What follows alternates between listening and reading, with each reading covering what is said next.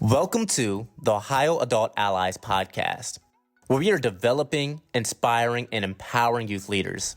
Today's topic is outcome and collective efficacy. Today we are talking with Molly Stevens. I'm Molly Stevens. I work for a nonprofit in Southern Ohio called Impact Prevention. I've been in the field 20 plus years, and I'm excited about the work that the state has done with youth-led programming, and my youth-led team chooses to call themselves Impact. Cheryl Sell. Sure, my name is Cheryl Sells. I am the Director of Youth Prevention for Comp Drug and Youth to Youth. I have been professionally doing youth-led prevention for about 14 years, but I myself was a student involved in youth-led prevention from 13 on, so it's part of my DNA, and I've been doing this for a long time. We at Youth to Youth have a weekly group of students that meets called Youth Advisory Board, and I've also been part of some community coalitions that have youth councils as well. Evie Roberts. My name is Evie Roberts, and I coordinate the Ohio Youth-Led Prevention Network at Prevention Action Alliance. And part of that responsibility comes with working with the OYLP and Youth Council. And I've been doing that for the past 2 years. And on top of that, I have an additional year of experience as an adult ally at another organization. And your host, Jessica Calora. Thank you for joining us today for a conversation about two critical terms for youth-led programs in Ohio, but we also know that there are terms that are often kind of challenging concepts for adult allies to grasp when they're beginning their work and continuing their work with youth-led programs. The terms outcome efficacy and collective efficacy can feel very jargony, and the hope for today's conversation is that it allows for these two concepts to be a little bit more accessible, because we know that they're critical to creating an empowering group setting, which is the ultimate goal for youth-led programs. So I'm very thankful to be joined by three of our adult allies today who are going to help with that translational piece and talk about what these two concepts really look like in practice and how they've come to understand their meaning and importance to youth-led programs. So one of those is the term collective efficacy. And I'm wondering, Molly, if you could just explain in your own words what that term means to you. Collective efficacy to me is young people understanding that by working together collectively over time, not just a one-shot deal, they can create community level change. The belief of working together, that youth can create change, this belief leads to empowerment both collectively as a group and individually. Cheryl, what would you add to Molly's explanation, or how would you explain in your own terms that concept of collective efficacy? Basically, what I would add to what Molly said is just involving youth at every step of that. One of the key points that I think she made is that it's over time, and a lot of times teens, I think, feel like they're working on a project, and this project itself is going to create this change. And I think knowing that this is going to take some time, and it could be all of the work that the teens are doing and what their role is contributes to a larger purpose. It's helpful to hear, like, kind of broken down a bit of what's really most important is that within collective efficacy is that young people are working together and they're doing that over time. So that was helpful even for me to kind of hear, because we hear the definition or like the jargon, but really what should resonate are those two key points. So once we understand those two key points, many people likely wonder, why does that even matter? Why does this concept of collective efficacy matter for youth-led programs? I'm wondering, Evie, if you can speak a little bit to why it matters for our work. Collective efficacy is important because activism, advocacy, and behavioral change is really hard. And sometimes people quit whenever their first efforts are unsuccessful. But working with others to achieve our goal not only increases our chances of success, it keeps us in the fight. It's really representative of that old adage that many hands make light work. So I'm wondering how the concept of collective efficacy, again, knowing from what Molly shared with us that those two key ideas are working together and over time, help to distinguish what youth-led programs are about versus other ways like volunteering and community service that young people may contribute to their communities. Well, community service or volunteering would be or service learning would be more of a one-time deal. You go to the soup kitchen and you serve food, and then you get together and you talk about maybe, what it is to be lacking in the area of food and how people need that support in their lives. But now when it comes to working with our youth-led programs, it's long-term, and the young people have this camaraderie that comes about with being part of a group ongoing, and they feel valued by their peers and valued by the community because they're looking into a community issue that needs some work. So it gives them confidence. We also know with youth-led programs that we talk a lot about strategic planning, and that's one of the core processes that young people involved in youth-led programs in Ohio engage in. So I'm wondering how, with youth engaging in a strategic planning process, that also helps to foster that sense of collective efficacy. Evie, what are your thoughts on that? I'm glad you asked about strategic planning, because it actually is a great way to differentiate youth-led prevention work from the work of that community service model that you just mentioned. If it's a single time, you don't need a strategic plan to be able to figure out how you're going to go to the soup kitchen and follow the instructions of that adult-led activity.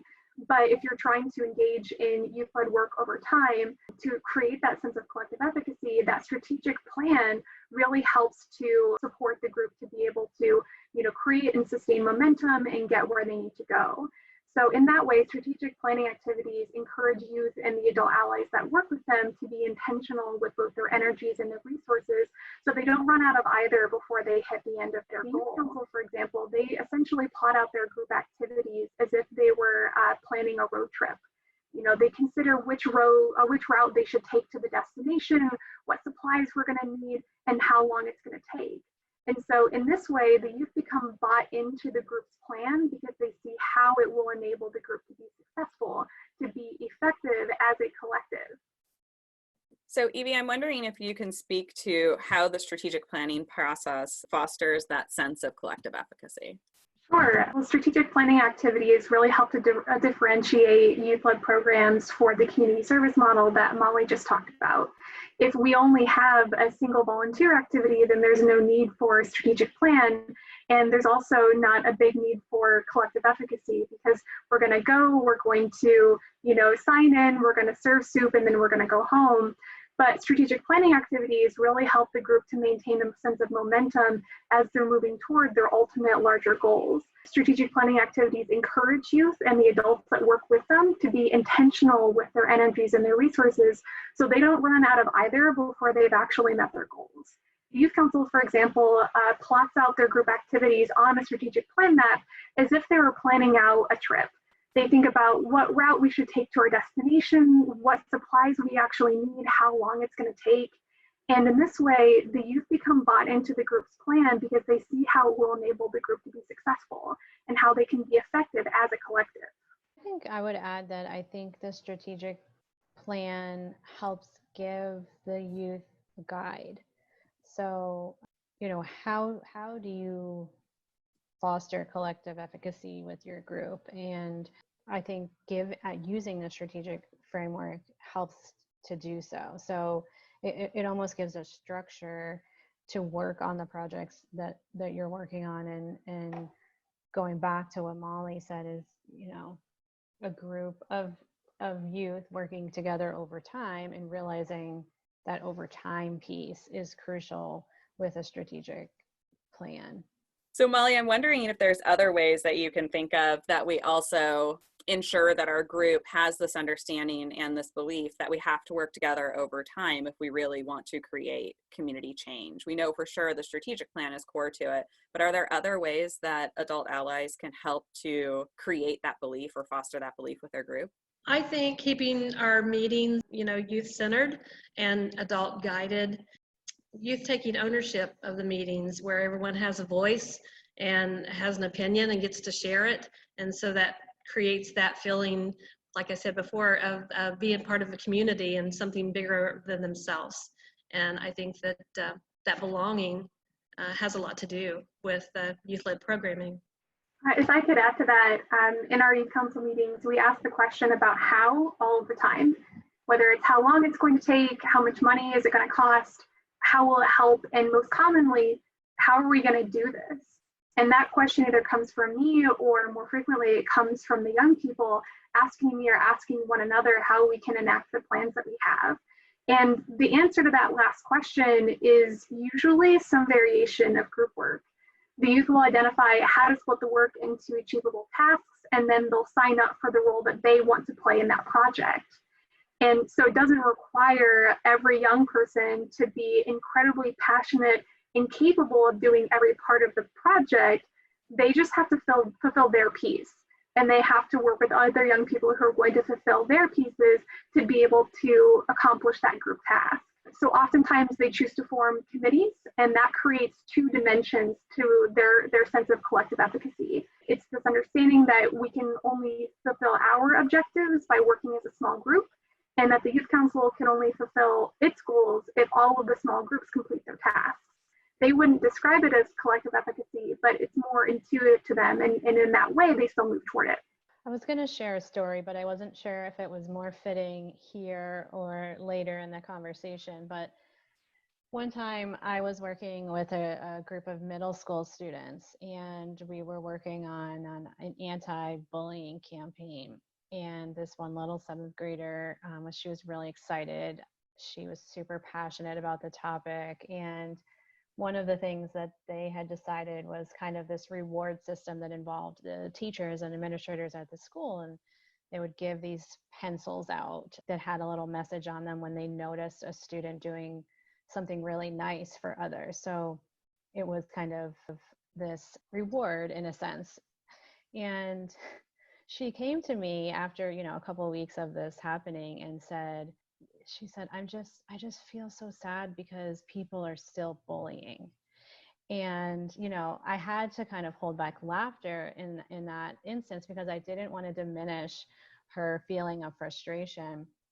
But it kind of goes back to the point of this over time lesson that I think is really hard for certain teens, especially younger students, to conceptualize, is all of these little projects that you do lead up to the big change that you're trying to make. And that is the takeaway that I've always kind of thought about with strategic planning, is that one little project isn't going to make the change, but it is going to contribute over time along with some of these other pieces. And so I wasn't using a strategic plan at that time. This was early on in my career, and I unfortunately hadn't met the Ohio Adult Allies yet. So I wasn't at a point that I was utilizing that with youth. And I think if we had, she would have clearly understood that it was part of a plan and it was part of a process, and that everything that all of the groups of teens were doing was contributing to this change over time.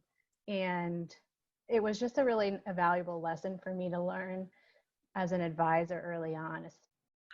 I think that by breaking the project up and having subcommittees like both Cheryl and Evie has talked about allows the opportunity for our young people to find where they have strength, so they can fit in with a group of people that are like-minded of themselves, and they feel more apt to be open and share and grow rather than being put inside of a box and told to do this project. They can choose. So I think that power of choice is very, very empowering. So I'm wondering, Cheryl, if you can just explain in your own terms what that notion or concept of outcome efficacy means. So to me, what outcome efficacy is you start with that collective piece. And so as a group, over time, you can create change. But I think the outcome efficacy piece is when they actually feel that they can do it, and that they start to see that together they actually can. So it's that feeling of belief that it can happen. The definition that I learned, and that probably many people listening, was a group's estimate that their behavior collectively as a group will lead to certain outcomes. And so simplified, I think it's just the way they feel about it, that they know that it can happen, that they believe that what they're doing will make a difference.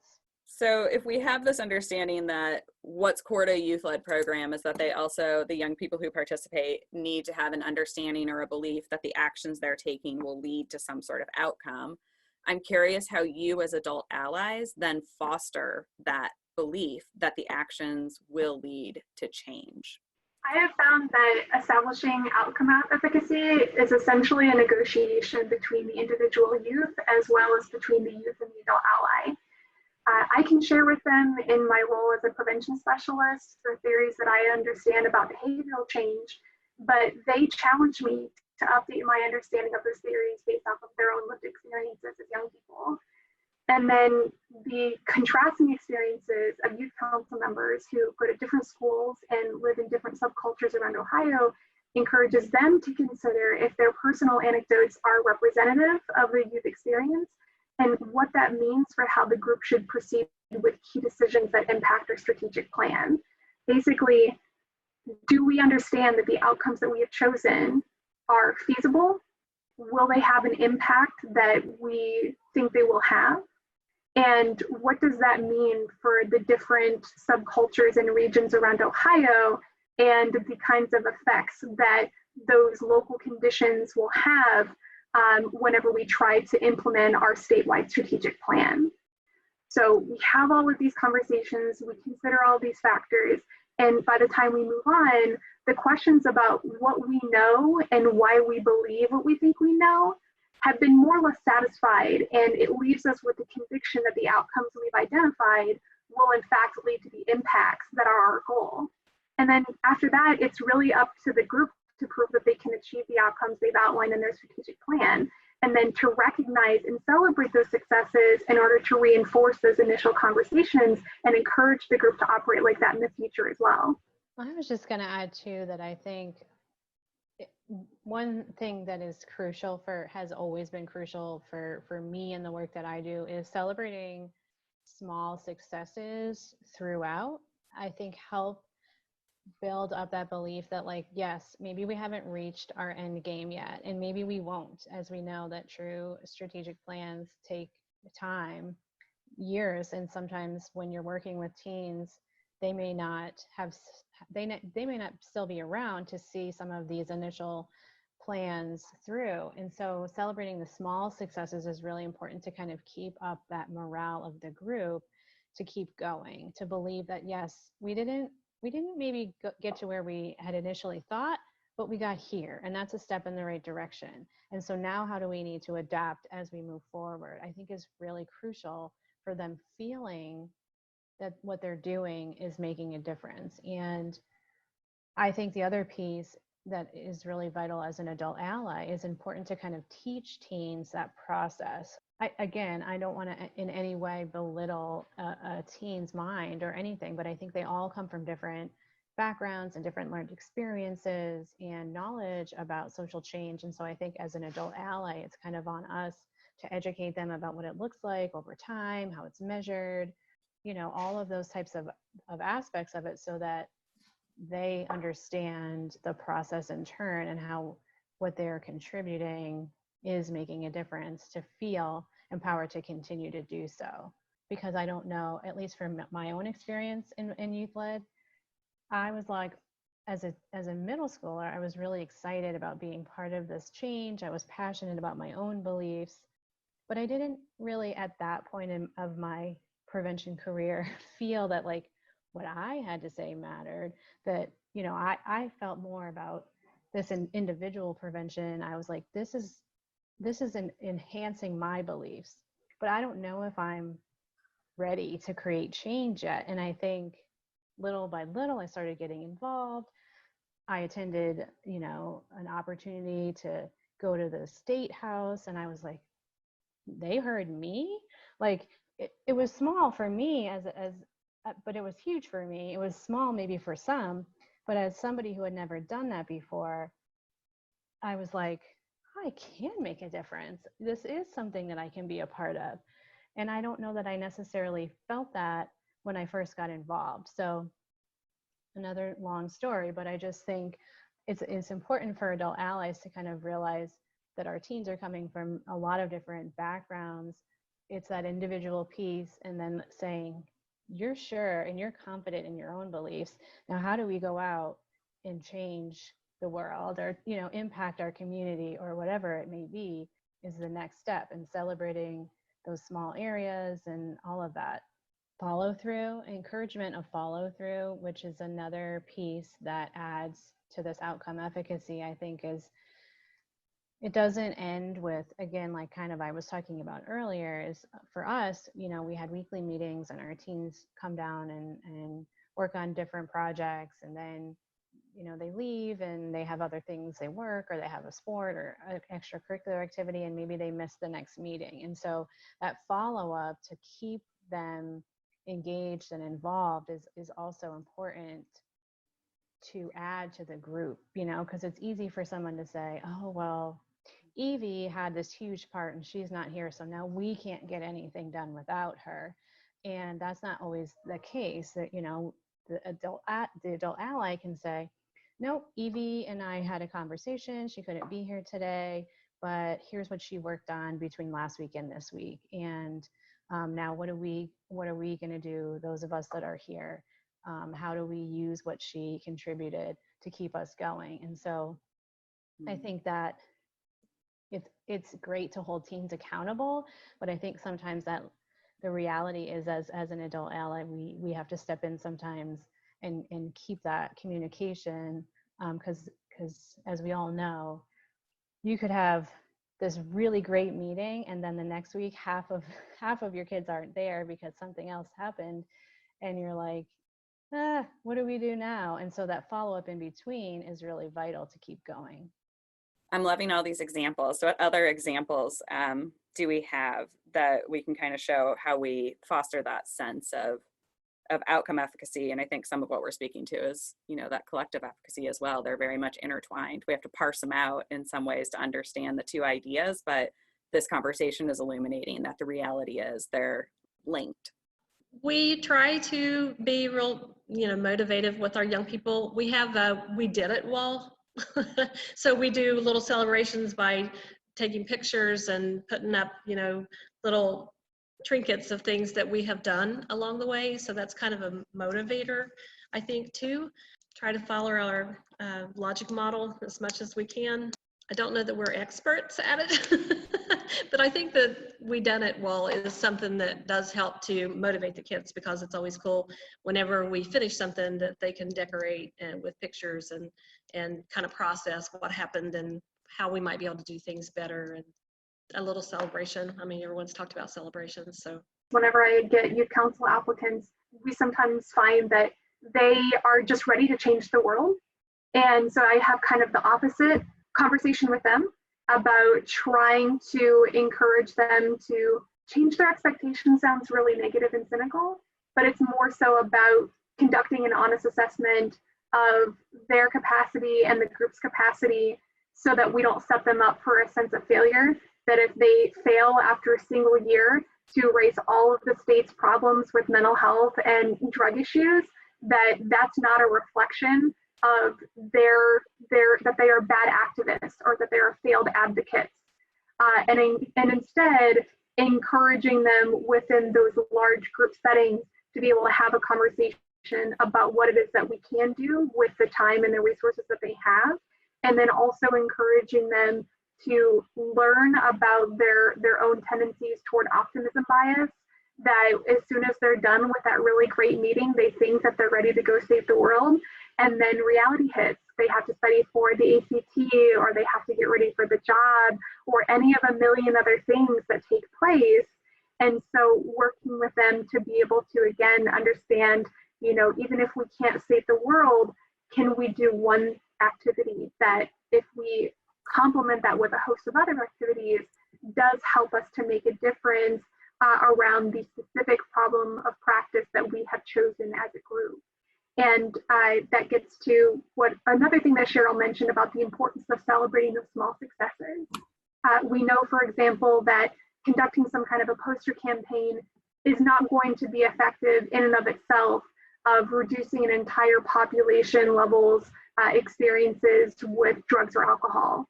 But it might be the only thing that that particular group can engage in at that particular time.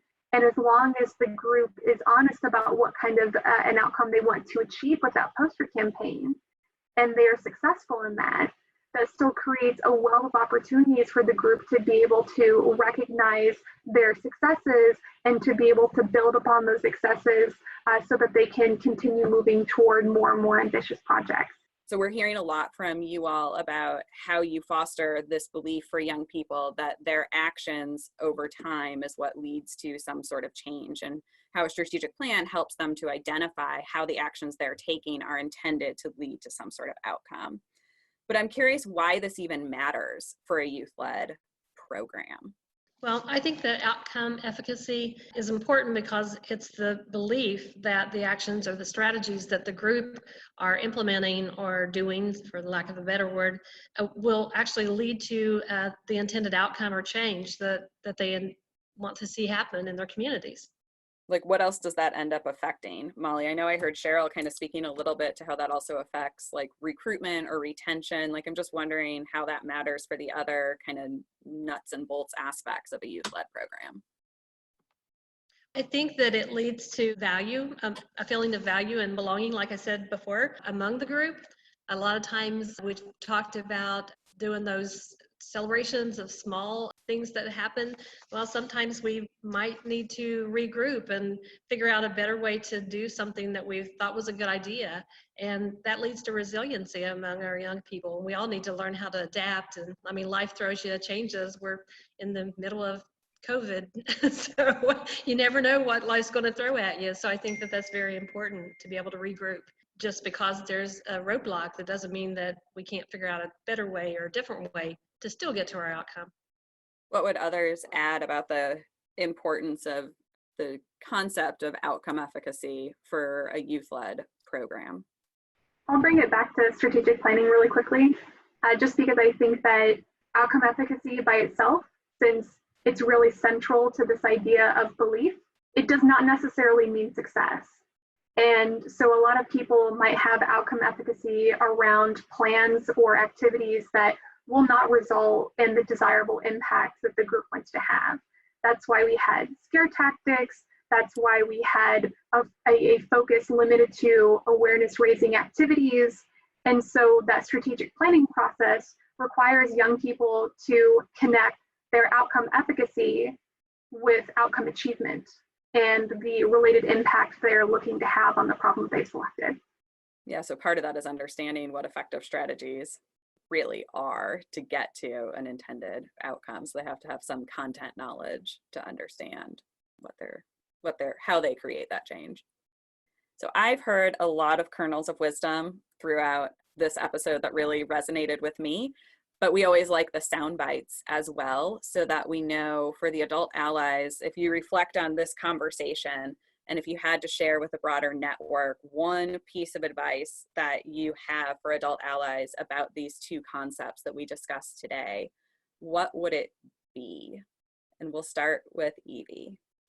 I'll just reflect on something I mentioned earlier. It's important for adult allies to celebrate success, whether it's the small successes or the big ones. The way to keep a sense of outcome efficacy and collective efficacy is by making sure that they recognize it as well. You don't have to be explicit by calling it these kinds of terms. They are pretty intuitive in that collective efficacy and outcome efficacy already exist in successful youth-led programs. So if you're just able to surface where those things are happening and reinforce them, then the group is going to continue succeeding in that way. I'll just add that, I mean, I totally agree that celebrating those successes, and I think just understanding as an adult advisor that it takes time too. So I think the huge part is we've talked about is, it's been our job to kind of teach that to the teens and utilizing the importance of the strategic plan, and it's a group of people working together over time, and our role is to help them believe that they can do that. And we have to be patient with that process too, because that also takes time. And building, some of the other topics of these podcasts that talk about how to build up that group cohesion, that adds to the outcome efficacy piece, is that if you don't have a group that feels connected to each other, you're not going to have outcome efficacy. And I think as the role of an adult advisor, it's our job to help create that and guide them to feel as part of a team and that collectively they can do it in whatever that takes. And it's unique to every individual group and every individual circumstance and project. And while I've worked with Youth to Youth for 14 years, every year we have different types of groups, and sometimes they work really, really well together and other times they don't. And I think that's our job as an adult advisor to help foster that environment. And remember, it takes time and it's not going to happen overnight.